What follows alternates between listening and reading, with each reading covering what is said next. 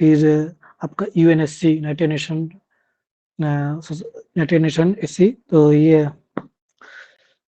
उसके अलावा यूएनपी के United nation piece keeping security council, United nation peace keeping force.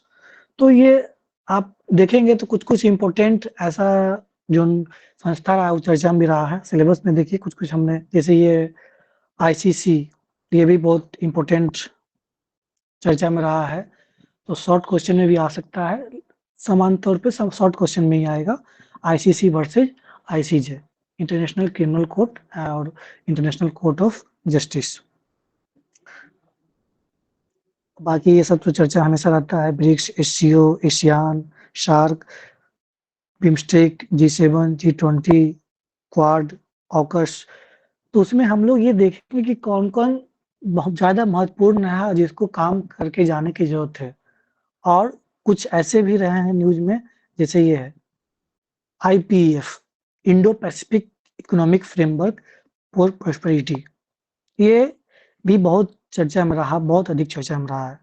तो इस संस्था के बारे में पढ़ के जाना है, शॉर्ट क्वेश्चन में आ सकता है। इसका स्थापना कब हुआ, इसका क्या मेन मोटिव है, इसके 4 पिलर्स है, ट्रेड है, सप्लाई चेन है, तो हम लोग पूरा देखेंगे अलग-अलग करके। एक इसी से संबंधित है IPOI, Indo Pacific ocean initiative. ये क्या था? Indo Pacific economic framework for prosperity, और ये है IPOI। ये भी इंडो पैसिफिक से संबंधित ही है, लेकिन ये अलग संस्था है और इसके कुल 7 पिलर्स हैं।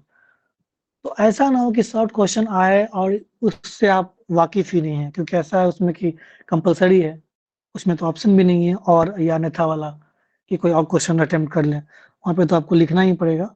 तो प्रयास करें कि हर एक और ये देखिए ICA, ये बहुत अधिक चर्चा में रहा, इंटरनेशनल कोऑपरेटिव अलायंस। इसका चर्चा में आने की वजह ये है कि इस बार यूनाइटेड नेशन जो 2025 में है, इंटरनेशनल ईयर्स ऑफ कोऑपरेटिव्स मना रही है। तो ये बहुत अधिक चर्चा में हो जाता है कि इसका भी शॉर्ट क्वेश्चन, शॉर्ट आंसर में इसका प्रश्न आ सकता है। इसका क्या पहलू हैं, कब इसका एस्टेब्लिशमेंट हुआ, इसका क्या मोटिव है, क्या सिग्निफिकेंस है, पूरे वर्ल्ड लेवल पे कोऑपरेटिव्स, जैसे इंडिया में भी मिनिस्ट्री ऑफ कोऑपरेटिव्स अलग सहकारिता मंत्रालय स्थापना कर दिया, ताकि अधिक से अधिक और हम कोऑपरेटिव्स को प्रमोट कर सकें। और क्या-क्या भूमिका हो सकती है कोऑपरेटिव्स का, तो ये ज़रूर संस्था इम्पोर्टेंट में रहेगा। ये देखिए IMEC है, Indian middle east Europe economic corridor. India से होकर के डायरेक्ट जुड़ता है यूरोपियन कंट्री के साथ, उसमें रसिया भी बीच में आता है। तो कहने का मतलब ये है कि कुछ-कुछ जो संस्था है, ये उसी के साथ ये वाला है, और ये बहुत पहले आया था, 2000 ईस्वी में आया था, international north south transport corridor. ये रिसेंटली आया है 2023 में, और ये आया है 2000 में। लेकिन दोनों का काम क्या है, एक तरह से लिंकिंग ही है। इंडिया से कैसे यूरोपियन कंट्री तक पहुंचा जाए, उसका एक लिंकिंग का तरीका है, लेकिन दोनों का अलग-अलग पहलू है। इस बार चर्चा में ये तो रहा ही है, उसके साथ-साथ इसको भी कवर करके रखेंगे, पता चले कि कहीं अंतर ना पूछ दें। 7 नंबर में 8 नंबर में अंतर पूछ, डिफरेंस बिटवीन IMEC और INSTC, तो ये पता होना चाहिए। जेनेवा कन्वेंशन इसलिए महत्वपूर्ण हो जाता है क्योंकि अभी रसिया यूक्रेन वार चला, गाजा, फिलिस्तीन और इजराइल वार चल रहा है, तो ये भी बहुत महत्वपूर्ण हो जाता है कि जिनेवा कन्वेंशन क्या है, जो इंडेक्स में पूछता है बीपीएससी, उसमें इंडेक्स छोड़ करके कहीं ये ना पूछ दें। उसमें 1, 2, 3, 4 अलग-अलग इसका प्रोविज़न है। जो विक्टिम्स होते हैं, चाहे महिलाएँ होती हैं, सोल्जर्स होते हैं, जो डिसीज़्ड सोल्जर्स हो सकते हैं या वॉन्डेड सोल्जर्स जो घायल हो गए हैं, उनकी सुरक्षा मिलनी चाहिए। साथ-साथ जहाँ पे कॉन्फ्लिक्टेड एरियाज़ होता है, वहाँ पे वेलफेयर का यूएन पीसकीपिंग फोर्स जाती है। तो जो गाइडलाइंस है, उसको फ़ॉलो करना है। उस जिस क्षेत्र में, जिस राष्ट्र में हो रहा है, उस राष्ट्र की ज़िम्मेदारी बनती है कि जो यूएन पीसकीपिंग फोर्स जा रहा है या जिनेवा कन्वेंशन जो एग्रीमेंट किया गया है, उसको फुलफिल करे, उसको वायलेट नहीं करे। कौन-कौन सा है, उसको हम देख सकते हैं।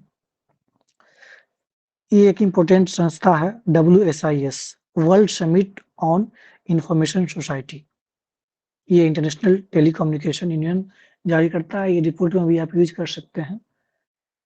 वो जो कन्वेंशनल हम लोग पढ़ते हैं रिपोर्ट, ग्लोबल हंगर रिपोर्ट या आपका health report, peace index, happiness index, वो सब तो करना ही है। साथ-साथ कुछ-कुछ जो अब ये बहुत इम्पोर्टेंट है।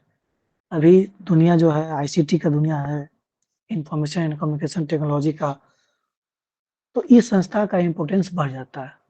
ये लॉन्ग में तो नहीं आ सकता है, शॉर्ट में ही आ सकता है। तो जो हम लोग कन्वेंशनल जानते हैं, ब्रिक्स, एससीओ, जी20, जी7, उसके अलावा कुछ-कुछ संस्थाएँ हैं, उसको पढ़ के जाना है।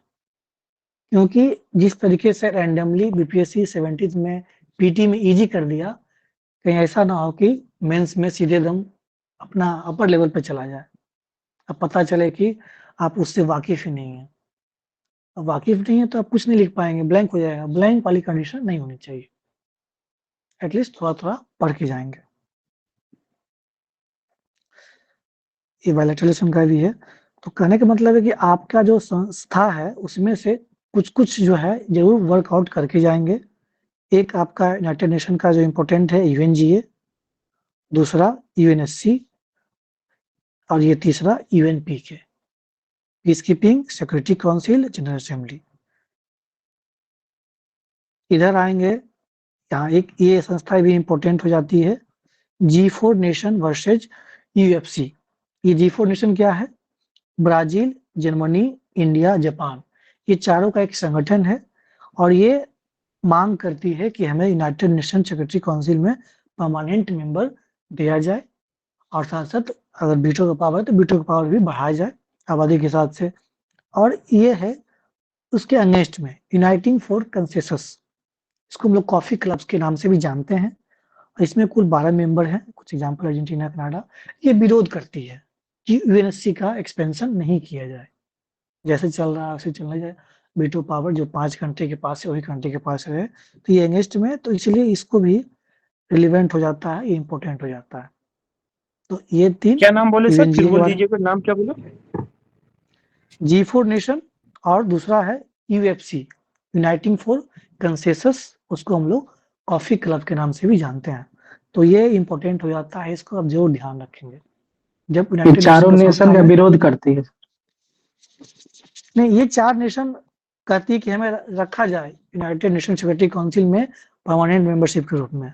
और ये यूएफसी जो है यूनाइटिंग फॉर कंसेंसस, जिसको हम लोग कॉफ़ी क्लब के नाम से, हिंदी मीडियम वाले वही कॉफ़ी क्लब ही लिखेंगे, कुछ अलग नहीं लिखेंगे। सर और ये कॉफी क्लब में यूएफसी 4 इंडिया, मेंबर था ना?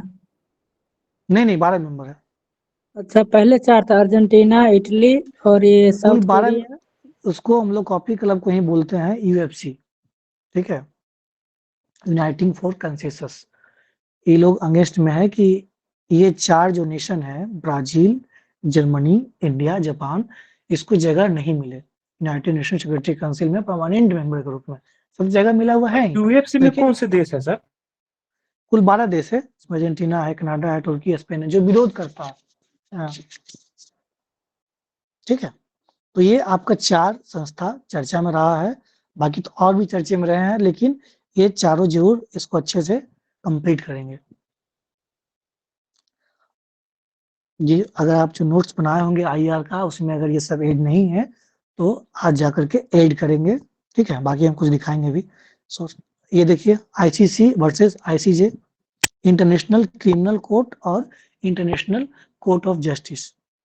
इसका क्या है, आईसीसी जो होता है इंडिविजुअली, जिस तरह से अभी रिसेंटली रशिया के जो प्रेसिडेंट है व्लादिमीर पुतिन, उस पे क्लेम किया गया और उसको जो रशिया यूक्रेन